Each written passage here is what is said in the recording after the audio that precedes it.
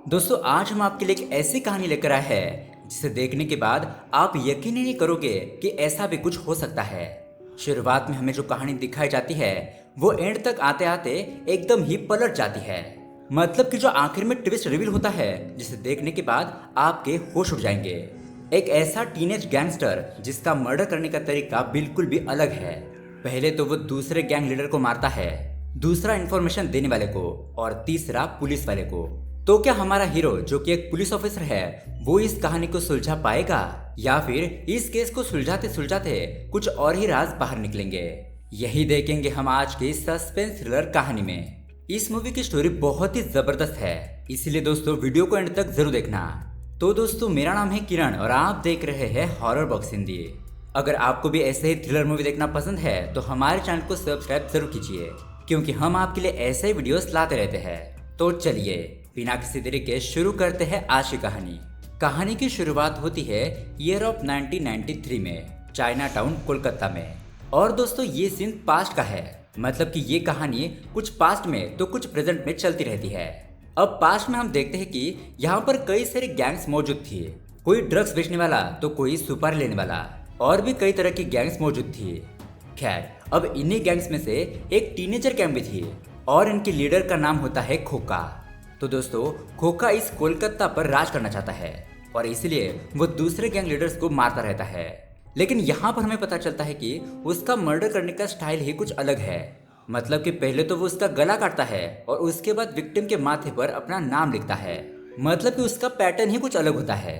पहले तो वो उस गैंग के लीडर को मारता है, उसके बाद वो जिसने इन्फॉर्मेशन दी उसे मारता है, और तीसरा वो एक पुलिस वाले को मारता है। अब खोका के गैंग में हम देखते हैं उसके दो बेहतरीन साथी होते हैं। एक का नाम है गौरा और दूसरे का नाम है काला।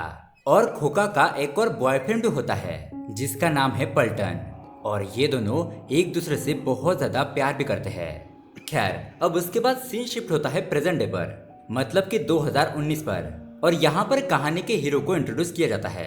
हीरो का नाम है अभिजीत पकराशी और ये एक पुलिस ऑफिसर है। अब उस वक्त अभिजीत का सुपीरियर उसे अपने केबिन में बुलाता है ताकि एक केस के बारे में डिस्कस किया जा सके। अभिजीत वहां पर पहुंचता है और उसका सुपीरियर उसे खोका के बारे में बताने लगता है। मतलब कि उस खोका ने एक पुलिस ऑफिसर को मार दिया। उसके बाद पुलिस खोका के पीछे पड़ गई थी और उसे उन्होंने ढूंढ लिया। अब यहाँ पर खोका और उसका बॉयफ्रेंड पलटन ये दोनों पुलिस से बचने के लिए इधर उधर भागने लगते हैं। लेकिन उनके भागने के सारे रास्ते बंद हो चुके थे क्योंकि पुलिस ने उन्हें चारों तरफ से घेर लिया था। अब यहाँ पर कोई भी रास्ता नजर नहीं आता तो खोका पलटन के गले पर छुरी रखकर वहां से बचने की कोशिश करता है। लेकिन खोका की ये चाल भी नाकामयाब होती है और उस वक्त प्रणवराज चौधरी नाम के एक इंस्पेक्टर ने खोका को गिरफ्तार कर लिया था। प्रणव खोका को पुलिस स्टेशन लेकर आया और उसे 3rd डिग्री देने लगा। इंस्पेक्टर ने खोका को इतनी बुरी तरीके से मारा था जिससे कि वो अनकॉन्शियस होकर बेहोश हो गया था। लेकिन जब खोका को फिर से होश आया तो फिर इंस्पेक्टर प्रणव ने उसे और ज्यादा मारा। खैर अब उसके कुछ समय बाद जब खोका की पूरी सजा कंप्लीट हुई तो वो जेल से छूट गया। लेकिन उस टॉर्चर की वजह से खोका का पैर डैमेज हो चुका है, वो सीधी तरीके से चल नहीं पाता। लेकिन शॉकिंग बात तो यह है कि फिलहाल खोका मिसिंग है। अब उसके बाद अभिजीत का सुपीरियर अभिजीत को यहाँ पर बुलाने का असली मकसद बताता है। दरअसल यहाँ पर रिसेंटली एक आदमी का मर्डर हो चुका है और वो एक गैंग का लीडर था जिसका नाम था हारू। हारू को इस तरह से मारा गया है जिस तरह से खोका अपने विक्टिम को मारता था। मतलब कि पहले गला काटना और उसके बाद उसके माथे पर अपना नाम लिखना, खोका।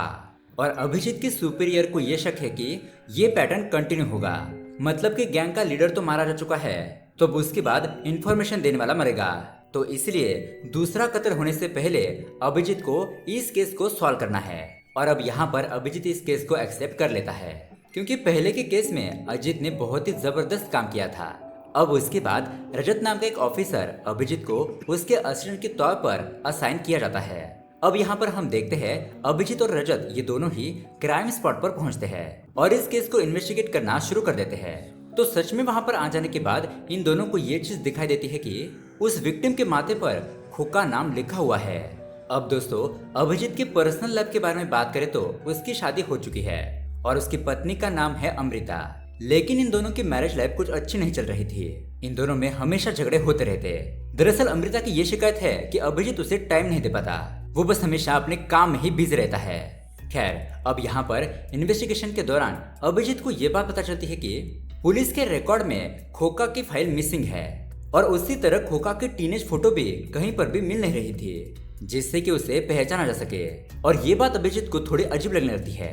अभिजीत को लगने लगता है कि खोका के फाइल को गायब करने में किसी हायर ऑफिसर का ही हाथ होगा।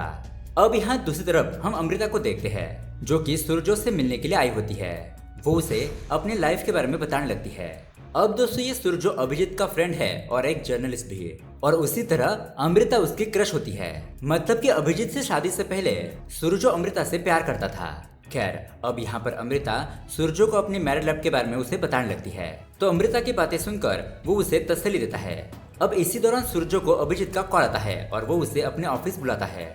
यहाँ दूसरी तरफ हम देखते हैं खोका गोरा से मिलने के लिए आता है और गोरा अब मारकाट का काम छोड़कर अपनी लाइफ चेंज करके एक रेस्टोरेंट चला रहा है। खोका गोरा से पूछने लगता है कि उस दिन खोका के बारे में पुलिस को किसने इन्फॉर्मेशन दी थी, उसका पता किसने बताया था। और खोका का शक गोरा पर होता है, लेकिन गोरा यहाँ पर साफ साफ इनकार कर देता है। वो उसे कहने लगता है कि मुझे इस बारे में कुछ भी पता नहीं है। उसके बाद गोरा खोके को उसका नेक्स्ट टारगेट पूछने लगता है, लेकिन खोका गोरा को कुछ भी नहीं बताता और वहां से चुपचाप चला जाता है। यहाँ इस तरफ हम देखते हैं सुरजो अभिजीत के ऑफिस पहुंच जाता है। अभिजीत सुरजो को पुराने न्यूज गैदर करने के लिए कहता है। स्पेशली 1993 में खोका ने जिन लोगों का मर्डर किया था उसके फुटेज मांगता है। अब उसके दूसरे दिन उसी तरह सुरजो कुछ क्लिप्स अभिजीत को ला कर देता है, लेकिन यहाँ पर अभिजीत की मैरिज लाइफ कुछ अच्छी तरीके से नहीं चल रही थी, तो इसलिए अभिजीत थोड़े दिन के लिए रजत के घर पर रहने के लिए पूछता है। ये सुनने के बाद रजत अभिजीत को अपने घर पर इनवाइट करता है, क्योंकि अगर ये दोनों एक साथ रहेंगे तो इस केस को सॉल्व करने में बहुत ज्यादा आसानी होगी। अब दोस्तों इसी दौरान हमें पता चलता है कि खोका ने एक और आदमी को मार दिया है और यह आदमी इन्फॉर्मर होता है। और यहाँ पर उसे मारने का स्टाइल भी बिल्कुल भी वैसा ही था। उसने उस आदमी के माथे पर अपना नाम लिखा था।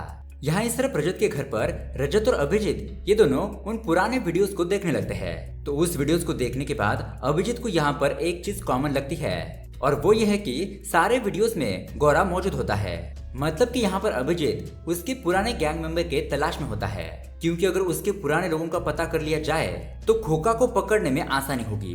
तो इसलिए अभिजीत रजत को गोरा को फाइंड आउट करने के लिए कहता है और उसके दूसरे ही दिन रजत गोरा के बारे में सारी इन्फॉर्मेशन निकलवाता है।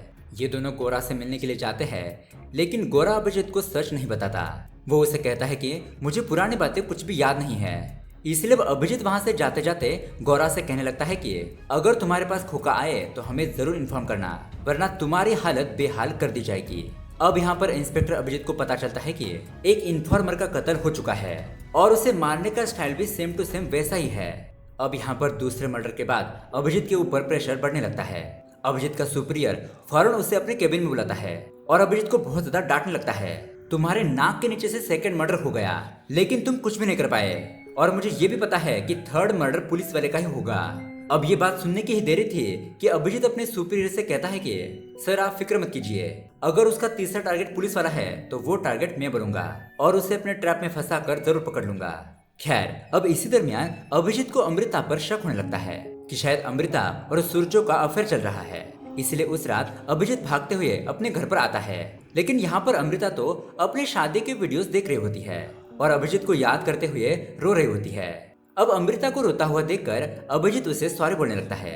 वो अमृता से कहता है कि अगली बार मैं तुम्हें निराश नहीं करूंगा। तो अब इस तरह से इन दोनों में पैचअप हो जाता है। और दोस्तों यहाँ दूसरी तरफ हमें पता चलता है कि उस असिस्टेंट रजत की एक गर्लफ्रेंड होती है और उसके कुछ ही दिनों में ये चारों लोग एक दूसरे के बहुत ही अच्छे दोस्त बन जाते हैं। अब इसी बीच खोका असिस्टेंट रजत को कॉल करके एक जगह पर बुलाता है, मतलब कि रजत को अपने जाल में फंसा लेता है। वहां पर पहुंचने के बाद वो रजत को मार डालता है और ऑफ कोर्स उसे मारने का स्टाइल भी वैसा ही होता है। और आखिरकार यहाँ पर पहुंचकर खोका का पैटर्न खत्म होता है, मतलब कि एक गैंग लीडर, एक इन्फॉर्मर और एक पुलिस वाला, और यहाँ पर मरने वाला वो पुलिस वाला रजत होता है। अब दोस्तों उसकी थोड़ी देर बाद में अभिजीत को ये बात पता चल जाती है और यहाँ पर रजत की गर्लफ्रेंड रजत की लाश को देखकर एकदम पागल हो जाती है। बेचारी बहुत ही जोर जोर से फूट फूट कर रोने लगती है और उसी तरह यहाँ पर अभिजीत भी अपना हौसला खो देता है। उसे ऐसा लग रहा था कि मानो उसने अपने छोटे भाई को खो दिया हो। अब यहाँ पर अभिजीत को बहुत ज्यादा गुस्सा आता है। अभिजीत गोरा को अपने ट्रैप में फंसाकर उसे हिरासत में ले लेता है और फिर वो उसे 3rd डिग्री देना शुरू करता है।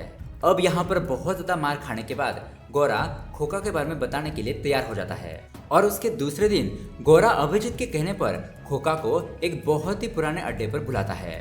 जब खोका वहां पर पहुंचता है तब उसी वक्त अभिजीत भी यहाँ पर आ जाता है और गोरा को वहां से भेज देता है। अब दोस्तों यहाँ पर आता है मूवी का बहुत बड़ा ट्विस्ट। इस क्लाइमैक्स से इस मूवी की पूरी कहानी ही पलट जाती है। तो दोस्तों एक्चुअल में यहाँ पर जो खोका है वो खोका नहीं है बल्कि वो पलटन है, खोका का वो गे बॉयफ्रेंड। जी हाँ दोस्तों, यहाँ पर पलटन अभिजीत को फ्लैशबैक बताने लगता है। जब इंस्पेक्टर प्रणव राय ने खोका को बहुत ही बुरी तरीके से पीटा था तो उस वक्त खोका अपनी याददाश्त भूल गया था, मतलब कि उसे डिमेंशिया की बीमारी हो गई थी क्योंकि इंस्पेक्टर प्रणव ने उसे बहुत ही बेरहमी से मारा था। अब पुलिस की ये बात मीडिया के सामने ना आए इसलिए डीआईजी खोका के पास आते हैं।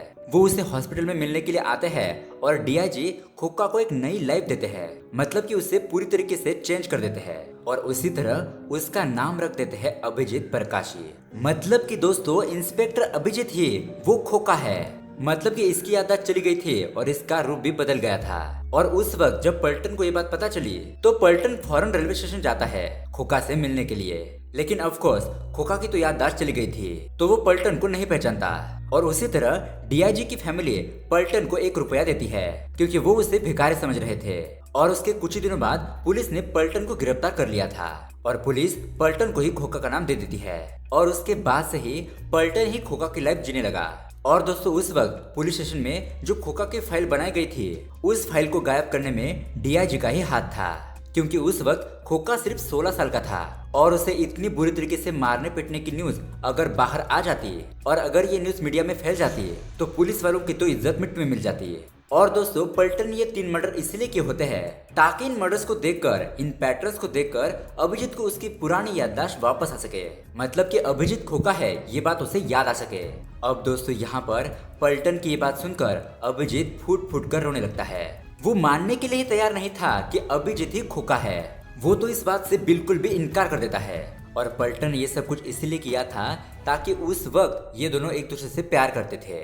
अब यहाँ पर अभिजीत यानी कि खोका को रोता हुआ देखकर पलटन उसके पास आता है और इधर उधर किस करने लगता है। पलटन अभिजीत यानी कि खोका से कहता है कि रोना मत सोना, तुम्हें पता है मैंने तुम्हें कितना मिस किया। लेकिन यहाँ पर देखते ही देखते अभिजीत यानी कि खोका पलटन को गोली मार देता है और अपने सीनियर ऑफिसर को कॉल करके बताने लगता है कि ये केस सॉल्व हो चुका है। लेकिन दोस्तों इसके बाद हमें एक और दिमाग घुमा देने वाली बात पता चलती है और वो ये है कि खोका की याददाश्त कभी गई ही नहीं थी। जी हाँ दोस्तों, वो बिल्कुल भी ठीक ठाक था, मतलब कि पुलिस से बचने के लिए और एक न्यू लाइफ को शुरू करने के लिए खोका ने ऐसा नाटक किया और बहुत साल पहले मतलब कि टीनेज से वो अब तक अभिजीत बनकर रहा।